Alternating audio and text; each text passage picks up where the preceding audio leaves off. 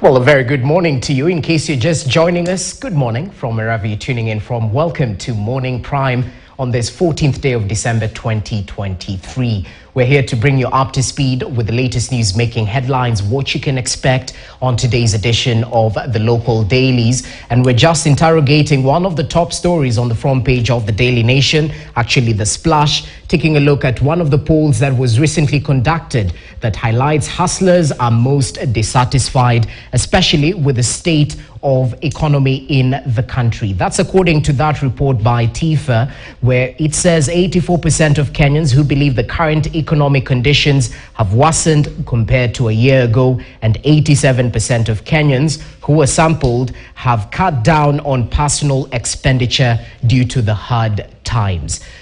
So, allow me to reintroduce my panelists in studio. We've heard from Professor Gitile Naituli, governance expert, from Maliba Arnold, a public and policy analyst, and Moses Obenzo is about to speak right now. He's an economist. So from an economic point of view, because we have the facts and the figures in terms of GDP growth, 5.4%. We've heard of how we are one of the fastest growing economy in the region, or is it the world? That's according to the World Bank survey, which was quoted by the president. And then now we have this particular survey that paints a questionable picture of the state of the economy in terms of those who feel that the economy has worsened are more compared to those who believe that it has progressed. So from your point of view, what aspects of the economy are working, and what do we need to do in order to live within our means? Yeah. Thank you very much. No, economy is like nature. It's very unforgiving. Once you mess up with it, it will also mess up with you.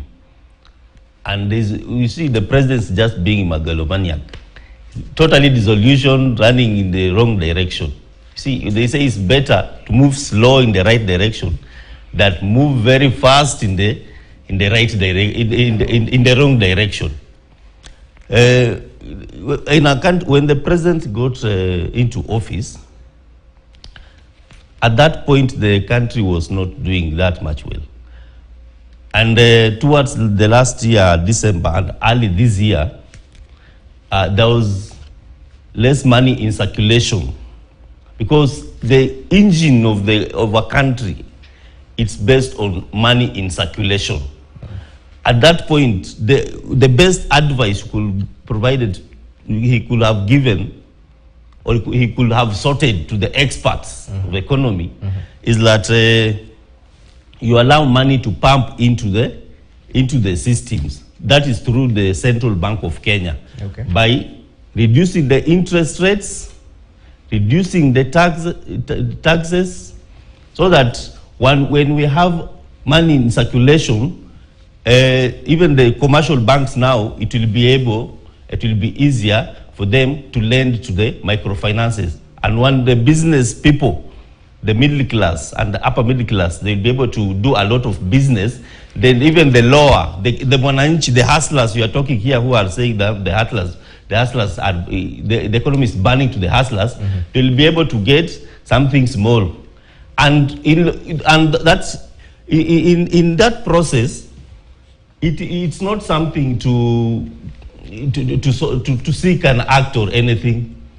It's just an executive order by the government. It's not like the way it's trying to bring it through the finance bill, because it's not a long-term microeconomic factor. Those are just short terms. It's like you are having a remote. So once at least it will be failed. You know, economy of a country, it is failed. It's not.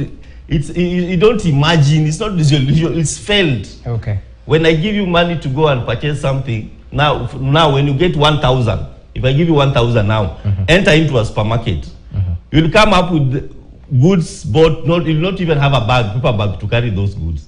But 5 years ago, you could have sought a very big paper bag to carry those goods. Clearly, those are just clear indicators. It's just tangible. You know, let me give an example. A country like US. At a point of around 2008, when the US there was the Wall Street saga, and there was money being mopped out of the economy. The President Obama at that time had to inject a lot of billions so that the commercial bank will be able to lend to wananchi and the circulation goes through. But in contrary to that, President Ruto thought that he's like he operates in his own world. He doesn't seek any advice. But he has economic advisors, surely. That would you're targeting the character of the president. I think there are a few things that he says that I think are also probably being uttered in error. First of all, you've seen economists throw around the Laffer curve theory, of course, named after that prof, that if you increase the rates of taxes, then the collection goes down. I remember Bush Jr. and Dick Cheney having that argument. And it's been found over time, the good thing is that, and it's the Americans who've told us that in God we trust, but everybody else must bring data. And for those of us who show up in morning shows like this, for every claim you make, you must back up with data. And this is here where we start. If there is nowhere where bringing down, when you cut rates in taxes, there is nowhere scientifically and historically where it's been actually been found to actually work on economic growth. There are two things that happen when you actually cut down on rates. Number one, you reduce revenue. And when you reduce revenue, you increase the sovereign debt, because that's the only way. Because, this is a budgeting process. I just needed to point out that. Look at what has happened to KRA.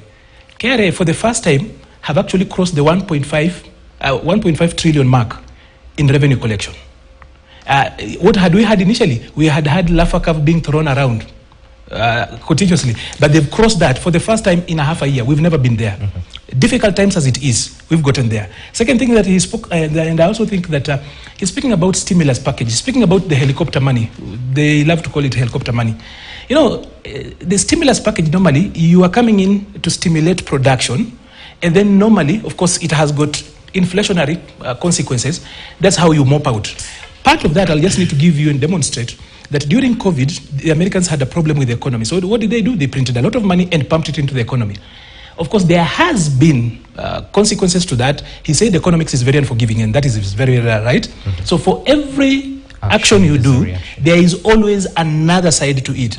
Now, what are Americans doing at the moment? They're buying. Yesterday, I was looking at New York Times, and they're saying that since the Federal Reserve is buying back, there is lesser money in circulation, and it's actually the New York Times saying, and they say it is a good thing to the economy. They are buying back the dollars they had put in. I need to say this. So when he speaks about helicopter money, where do you get that money? Do we print money? He will tell you about printing money. It's not possible in our situation, especially with our debt. Prof, let me just execute that particular point, and then I'll let you come in. So when will we print money? No. Is our debt book good? We have run down our credit card in the last 10 years. We are totally, mtu amekupatia simu, anakuambia unaweza fuliza, lakini ashafikisha limit. So where do you get the helicopter money? It's not there. Then finally, when he speaks about that, he says that it should be an executive order. I want to remind him that the Public Finance Management Act, every money you spend in this country is legislated. We have got the MTEF process, runs in 3 years, and then loops into 5.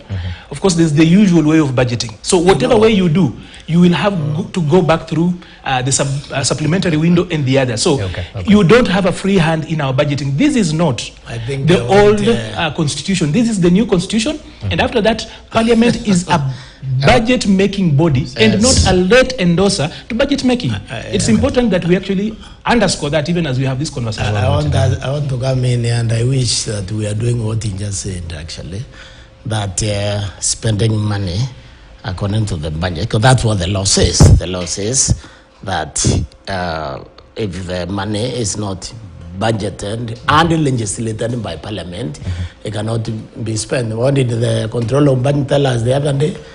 In addition to budgeting for corruption, they are also removing money that you can't tie to any project. But that, my point here is sometimes it's very nice to be young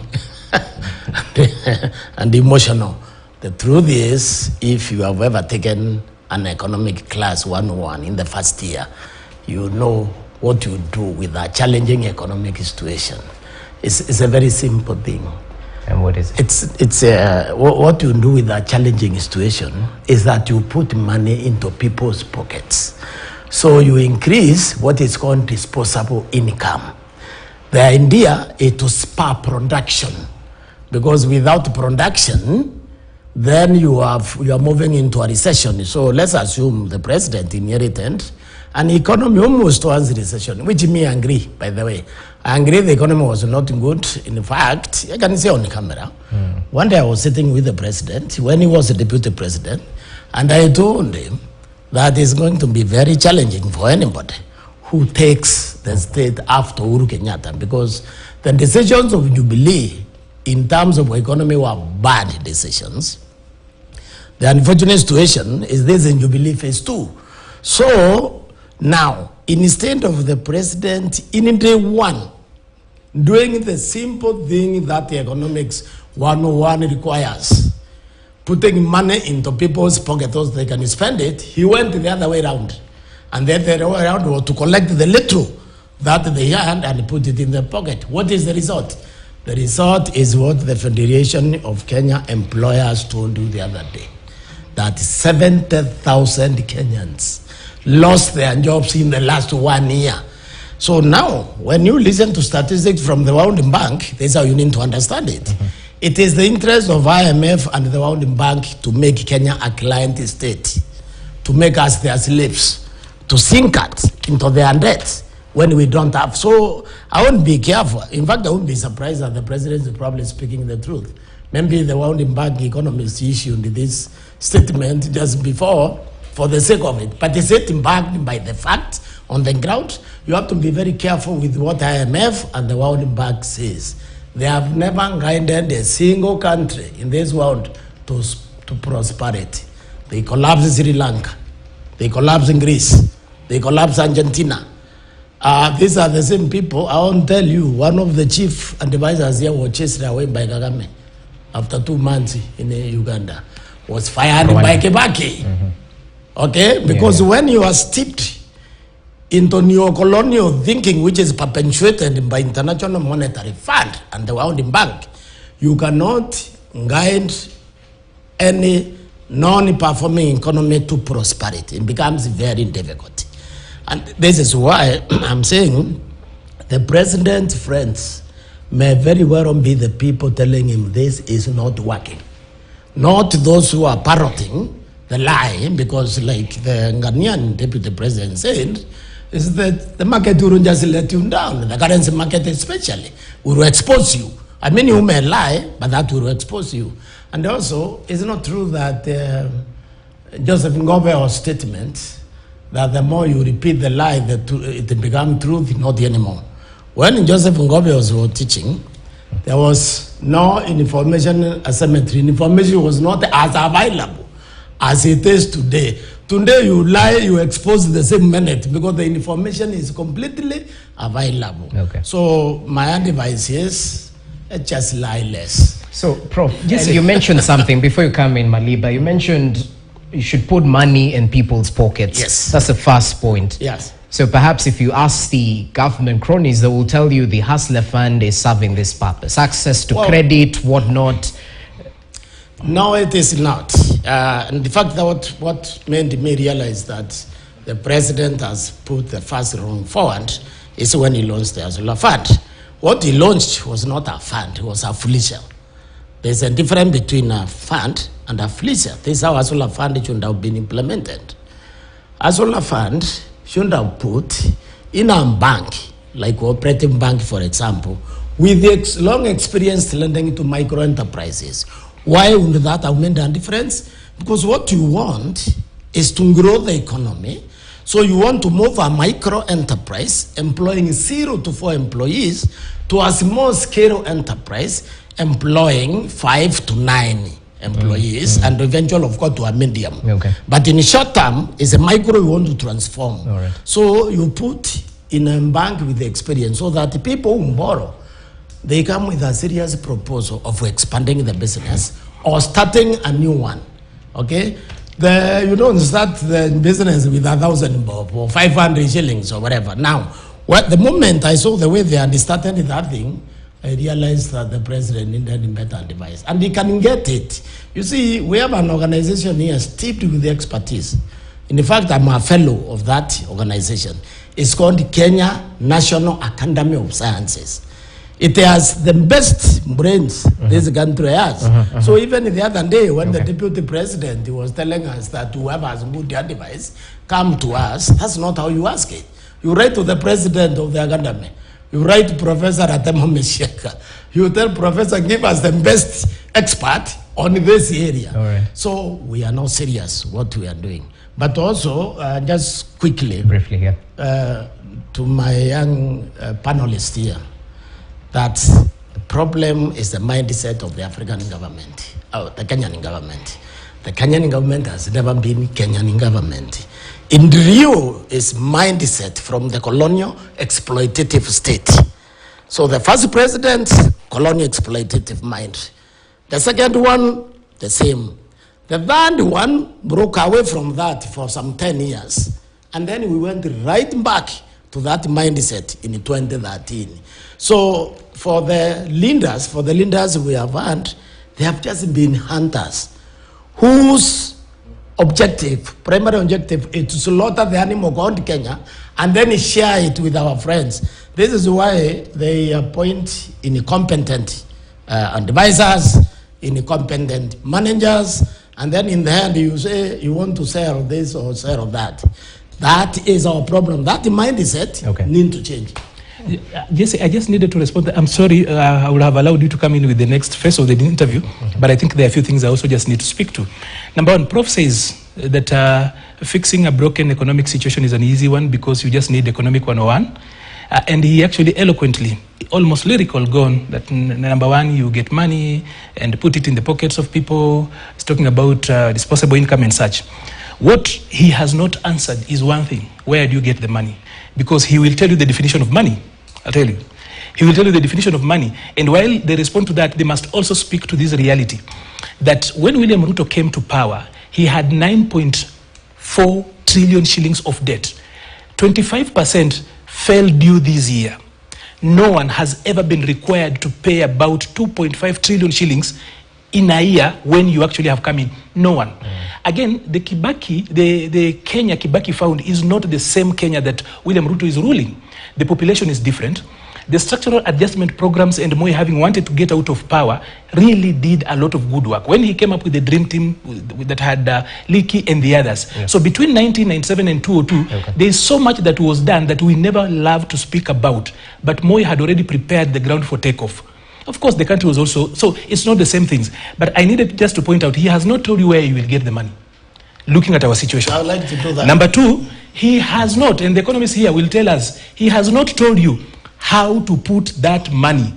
Because the economy is, you cannot throw around how to put that money in people's pockets. Then very fast, Prof has also gone ahead and thrown around a lot of political cliches. He contradicts data from World Bank and IMF and everybody else. He has no alternative data. And like I said, everyone, in only one person shall we believe, that is God. Okay. Everybody else must bring their data. If you say that this is not Jesse, bring us Jesse. The other thing, he spoke about Sri Lanka, for example. Who brought down Sri Lanka? The Chinese loans, but he's here beating up the West. We'll move on, that's a story for another thing. I need to actually say, I have heard him speak, and he's mixing ideology and policy. He has got, of course, ideological, of course, we commentators are not expected to be objective. That's why we come to share here our experience, our feelings, and everything else. But I'm just saying, mixing ideology and policy, because policy is what works. Okay. Policy is data-based, it's evidence-based. So when you put in ideological differences, ideology is good, yes, but that does not necessarily drive policy. Also, I didn't need to answer him in one sentence. I'm just responding to what he said, then he'll come back to it. Okay. Then he speaks about information, that there is a difference between when Gobel was there, and that I agree, there was no new media, right? But I will tell you, a majority of people just read headlines. You and I know how headlines are made. In the days of old, you will come up with what we used to call a slant. Today we call it an angle. So on social media, you have found people who are even learned saying that Suluhu Hassan said jirani hana unga na anaongea kizungu kwa. It's a lie. It's a Kenyan who attacked, as in we are Kenyans who came up with that particular line, and we are selling it as truth. And you will find people in coats and suits and even very learned people running around with that. So there is information overload. So it's raining outside, you can actually be outside in rain and still be thirsty. It's not the same. Dynamics have changed. Then, of course, he faults the hustler fund model. Professor, kindly remember that banking has really evolved. And that is why we are struggling, for example, to try to unbundle Safaricom from M-Pesa. The new banking model has totally changed. Other people are already using that particular platform. And last but not least, that we removed 4 million Kenyans from CRB to just aid them access that little money that he thinks is small. Him and I could be middle class. He's probably upper middle class because he's been here quite a while. But I'll tell you, there are other people who that relief for 1,000 actually really works for them. Okay, and Hustler Fund was for the working poor at the very bottom, not people up here. So even as we criticize that, I would really just always say that when we do oversight, when we do commentary, I know objectivity is not required of us pundits, but at least let us pick a story inaka kama chapati. Chapati inaiva hii side na inaiva hii side ingine pia. Prof, where do you get the money before we hear from Obenzo? Just briefly, That's a very good question, and I want to answer him quickly. You reduce taxes. Doesn't work that way. That's what any government does. If you reduce taxes, you have no revenue. Where do you get the money? Stop, Wana. This is simple economics. It's not simple, Prof. Maybe you miss last Let's hear from you. It's not. Listen, where do you get the money if you're reducing? Stop shouting. You argue. It's not. You can't shout. Let's That's what you do. Yes. The idea of increasing disposable income so you can spur production is to lower taxes so people have disposable income. You will not print, you will not make an extra sambusa until you sell the one you have already made. This is basic economics. It's not rocket science. And all world leaders don't know that. Which world leaders? I'm saying the Kenyans How many don't know countries that. are poor? We are not talking about the world If leaders. it was this simple, there would be no number two. Let's give him time. Number two, I think let's not shout. It's not very nice to shout. He asked for different data from the World Bank because I said I'll take the World Bank data with a pinch of salt because I know the objective of the International Monetary Fund and I know that they have never guided any country. They are looking for client states and unfortunately we are offering ourselves. The alternative data is right here. It's right here in the front of this newspaper. By TIFA.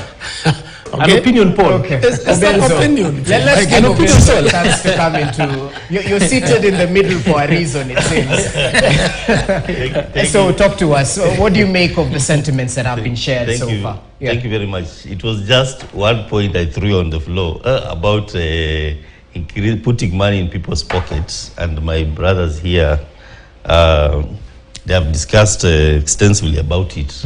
Of which actually that one, just to summarize on that, it's a temporary measure because I concur with you. In long term, it's hurting. They will not have revenue on the table. But the permanent solution that is the increase on exportation, and that one goes a higher extent into working out the strength of our shilling. Because when you export goods, whether services or tangible products, you import dollars, and when you have more dollar on the market, then the shilling strength will do what? Will increase. And this is exactly what happened in 1960 when Fidel Castro took over power from Batista. Cuba economy was down, but when you the reason why I picked Cuba, is intentional because they only had one sugarcane product for exportation. Kenya, we have several. We're just playing politics with them. It was just sugarcane only, no minerals, no nothing. But he ensured that he promoted it. He put all measures in it to ensure that in a year they were able to produce 10 million tons. And through that, he was able to promote now what we call the physical features of the microeconomy, where the roads, the schools, in fact, up to now, even this country were beneficiary of Cuban doctors. When Angola was even fighting for independence, the Cuban doctors who did what?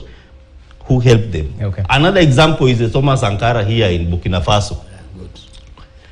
Thomas Sankara, he rejected this IMF and of course World Bank, but ensured that put more effort into what? Production. Even the new guy there is doing the same thing. Yes. Emphasize on production. Ishelema in Zambia. Yes.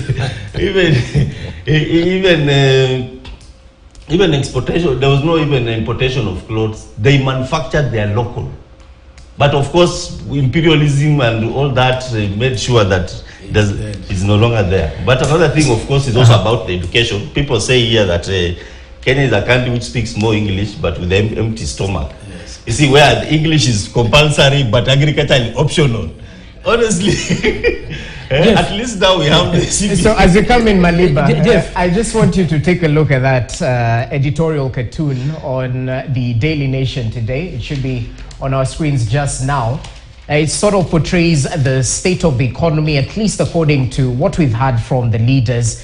And I think this is William Ruto in the Kenya Kwanza car right there. The passenger, of course, is Rigathi Gachagua, and we have the man in charge of the public funds, Professor Ndongo, at the back passenger seat. Well, it seems the engine is out of the vehicle. But what are we hearing from these drivers? Finally stabilized, according to the president. We've heard from the deputy president saying we're no longer in ICU. We're heading towards the ward. After the ward, we'll be going to the clinic, to get medication, whatnot. So it's a long journey. To destroy an economy takes time, but equally to rebuild it, it will take time. But then we have the Treasury Cabinet Secretary saying we are doing badly. So perhaps there's a little bit of contradiction, but the control of budget is interestingly pointing a finger. I don't know if she's spilling the beans rather, raising a red flag in terms of what the Prof mentioned a little bit earlier in terms of budgeted corruption. 3 times her salary was budgeted, and she raised that red flag. And of course, a lot of reaction thereafter. What do you make of this? First of all, are we living within our means in terms of budgeted corruption? What needs to be done to fight it, even though we had from the president in terms of securing the public's money? Yeah. That cartoon is very telling, and it will help me tie in whatever I actually wanted. There are other arguments I needed to talk about. Okay. Economic discussions cannot be couched in generalities. He spoke here about exports. We have got 5 economic sectors, economic pillars for us as a country. Yeah. He didn't go into the details of what do we export. Of course, just briefly talked about labor, for example, which we are good for, labor export. We've been doing so well. But I would really love that taken care of. The question that I asked has not been answered up to now. Economically speaking, where do you get the money? How do you put it in the pocket? He didn't. He put it into a lot of journalists into it, and academic ranting. There was nothing to a response to that. If I were marking him, I wouldn't give him a mark. He didn't respond to where do you get marks, looking at our situation, because we have got a context to it. I told you, our credit card. What is your degree? No. Let's not start questioning. If he actually really understood economics, the reason why I'm actually picking what he says and then bringing it down. I have asked you my question, you have not responded. I've told you didn't. Looking at our credit, at our debt situation. 25% of 9.4 trillion falling due. You borrowed 2 trillion in 1 year. Where do you get the money plus the revenues we are raising? Number one, to keep Kenya as a running concern, and number two, to put in people's pockets. That has not been answered. He's running away and getting ad hominem, and that is actually petty for a professor. This is the other thing.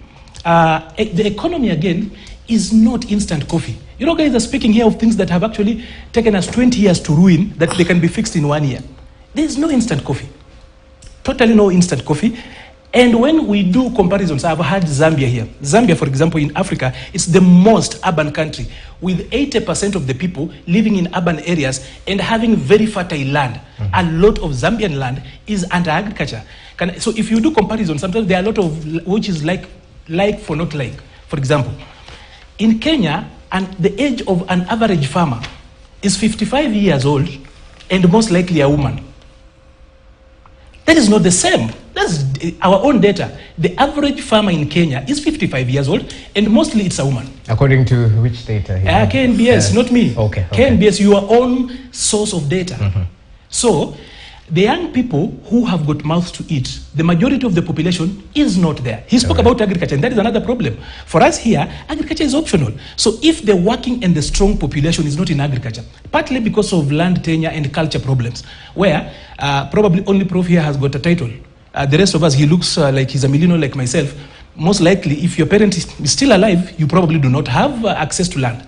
And if you're going to lease land, there are so many challenges around that. So access to land, especially for the younger population, has been a challenge. Those are cultural and difficult situations to get around. So even as we try and compare and run around, it's never like for like. A good example in East Africa, when he and I were in school, 16% of our land was arable. Today, if you look at your own data as a country, only 8% is arable because we have burned up our soil by using urea and acidic fertilizers. 67% of our country is semi-arid and arid. Would you say the same of Tanzania? No. Would you say that of Uganda? No. Their land is seriously fertile and they have minerals. Do we have that? No. The most important thing we have is people. So these comparisons are normally false comparisons. There are no absolute numbers. Even as you speak about Thomas Sankara, for example, what was the population? What were the French doing? Even as he cut down, he did well, yes. He's a good example to be. But is Kenya today the same as the country he was leading? It's not. So absolute numbers are also good for honesty. Intellectual honesty is an important thing. Then to your cartoon. Number one, I think the cartoon is...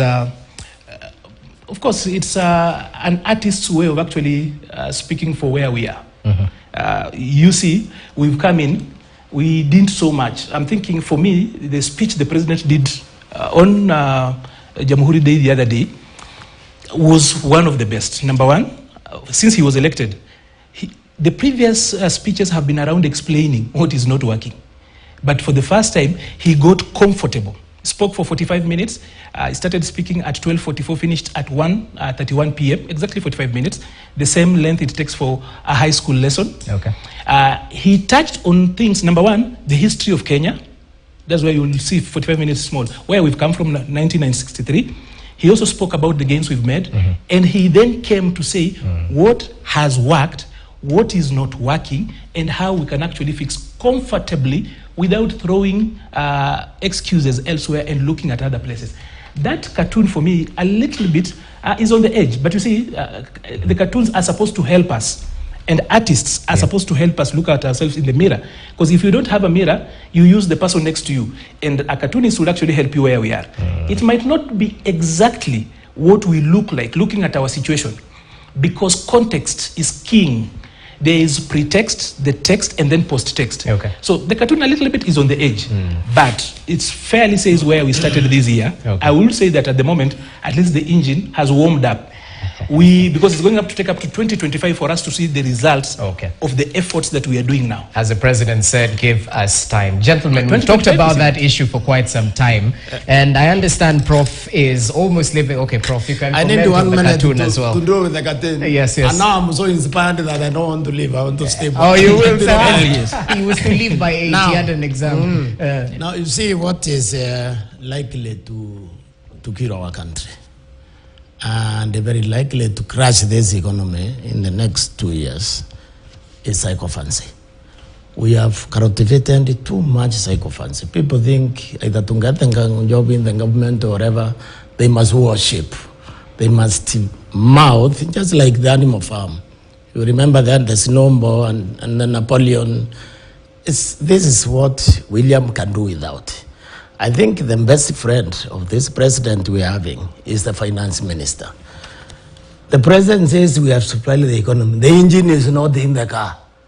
You see, to stabilize the economy at least, the engine should be inside the vehicle, even though it's not moving, because maybe we haven't put the fuel, or maybe the ignition is not, but at least the engine must be, so the engine is already out.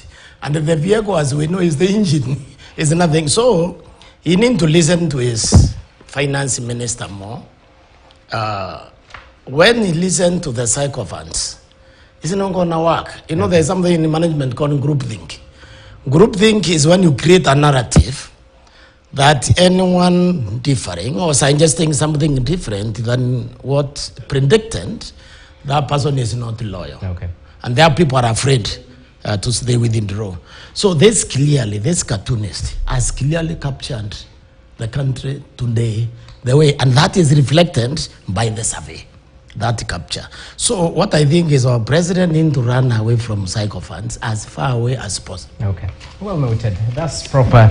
And I'd like to begin with you, Prof, on the other issue at hand, because we've talked about the economy, evaluating that particular survey vis-a-vis what the president had to say during the Jamhuri Day celebrations. But on the opposition benches, if I may call it that, we have a story encompassed on today's Bull newspaper, The Standard, that highlights how Raila is unveiling a plan to stem a revolt in Azimio that has been sparked by the talks report, where some leaders and experts warn that a split could scuttle the coalition ahead of 2027, where Karua and Wamalwa are among leaders who have rubbished the dialogue report. We had from Raila Odinga saying it's a good start. It's definitely not a complete document, but it is a good start. And we had from the president said he's fully in support of the recommendations and that report made by the NADCO committee.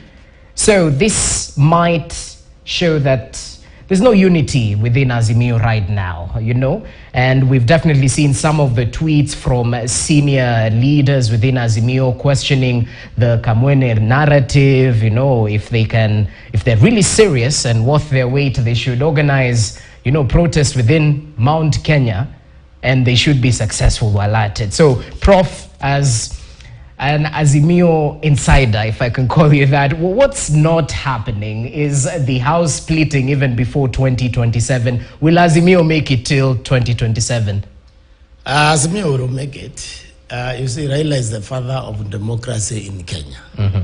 And therefore, being a father of democracy means Raila is tolerant to differing ideas. Raila is not one as a leader to encourage sycophancy and the idol worship. So I'm very sure Raila agrees, accept the right of the people who are differing, of the principles who are differing with that, with the Azimio to differ. And because there is that democratic space to hold a different opinion and still be a team player, I think Azimio will soldier on, it will not be split.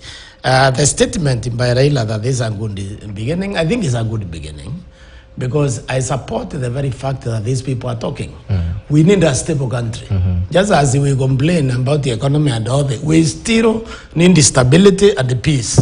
And as long as the two of them are talking together, then the stability will be there, because the easiest way to crash this country is to have discord, where there is no opportunity to confer, to talk together. Then you scare away the local investors, you scare away the international investors.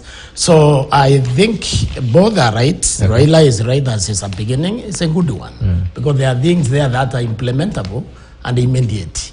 There are other things that will be not implemented, but why bother with them? For example, there is zero chance of having a prime minister position inserted by parliament. Prime cabinet because the government is defined in the constitution. The government, the executive, is composed of the president, the deputy president, the attorney general, and not less than 14, and not more than 22 cabinet ministers. Trying to change that structure, you need to go back to the people. That was a BBI ruling. Parliament is also defined by the Katiba. The parliamentary leadership is the speaker, deputy speaker, the majority and minority leader, the whips and the deputies. Where in that structure, if you are to insert the leader of the opposition in that structure, you change the structure of parliament. Again, protected under Article 255. So those two will not be implemented without reference to the people. Now, it's not very clever for Raila to concentrate on that. He knows that won't happen, but he knows there are things in that report that can be implemented and they are better for the country. Okay. So there is maturity in that, Mzee. All right. There is also maturity in the president, because I can tell you even the president knows that those two, because he knows the BBI ruling, is very much aware of it, won't happen. So I think it's good for the stability of our country, and this is also going to differ, because without political differences, knowledge does not emerge and our democracy cannot thrive. Well, I can apply the same here. Without differences, knowledge can thrive. Obenzo, as you come in, listening to the ones who are against the report by the National Dialogue Committee, we've heard from Martha Karua that this was an effort to look for jobs for the big boys, that we did not focus so much on the cost of living. Of course, they did not agree on a couple of issues, including the housing levy and VAT on petroleum products. But from your view, with what Prof has said in hindsight, what do you make of the goodwill within the implementation process of some of these recommendations that have been made so far, even as you give us your political outlook? Just to reiterate what the Prof has said, disagreement in politics is healthy. And actually it rolls down to common Wananchi. Most of the Wananchis, the common one, they don't really understand the nitty-gritty of it. They don't read newspapers. Some of them don't even have the privilege to watch. But once there's a disagreement and somebody points out, like Martha Karua pointing out that that document is just there to help the big bosses to get jobs. Now, the common Wananchi, at that point, he gets the information. So, okay, just again to talk about the NADCO report. When basic structure of the 2010 Constitution is touched, that is the bicameral in Parliament, it definitely will go to the referendum. So we are, on my view, let's expect more political fire coming in preceding years. So a referendum is in the offing from your point of view. But is it the best move for Kenya right now? For now we have dire needs. We have salient issues in this country to handle rather than handle referendum. Now we are economically disenfranchised, but now when we start bringing the issues of referendum, it will cost maybe 10 billion, 15 billion. I saw the quotation was 66 billion. 66. Why should we, honestly, in my view?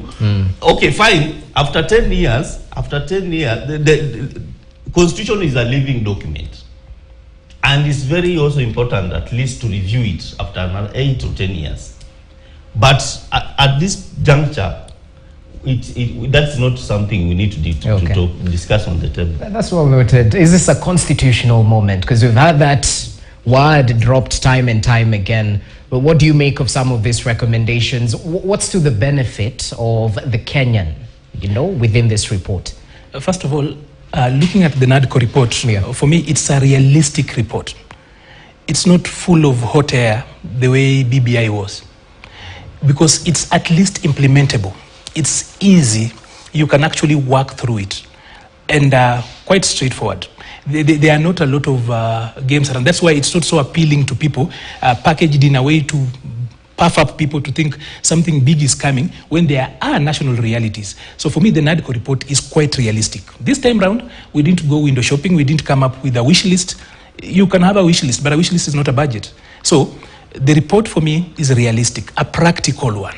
Jobs for big boys? For the dialogue here, I'll get to the jobs for the big boys. Does Wamalo, for example, consider himself a small boy and he's angry because there's no jobs for small boys?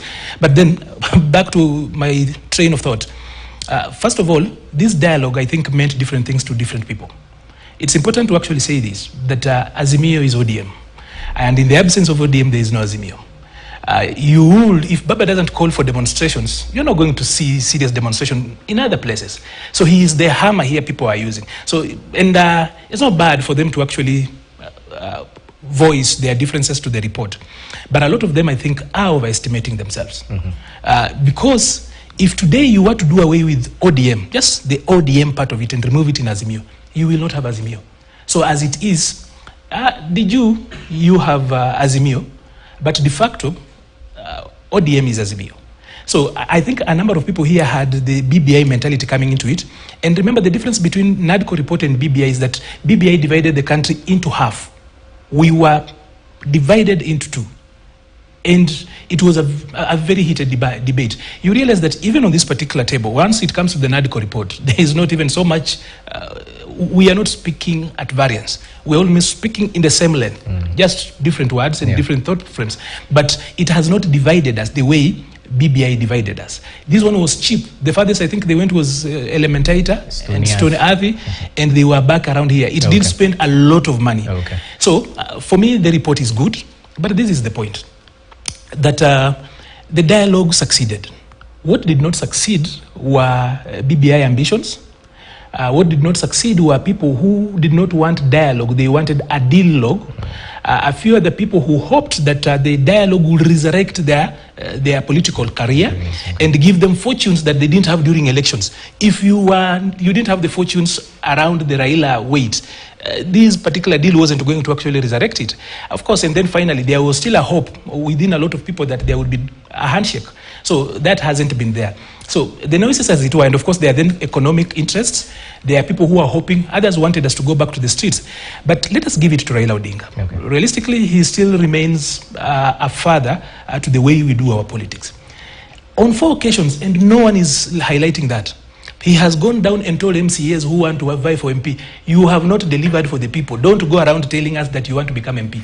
He has told MPs who are going around and campaigning and saying they want to become governor, look at that, you have only been in office for 1 year and you're already looking for being governor. It's taken Raila, an elder, to call these young people around here to order, to just realize, and that speaks into what Professor said. Professor said, we need national order. We need stability for anything that we are trying to aspire to. So even as the NADCO end could look like it's polarizing, initially it was looked at as a polarizing process, there is also many NADCOs that are going down there. Many people who are just elected MCAs the other day are running all over telling people they want to become MPs. People who are elected the other day as women rep, they want to become governors.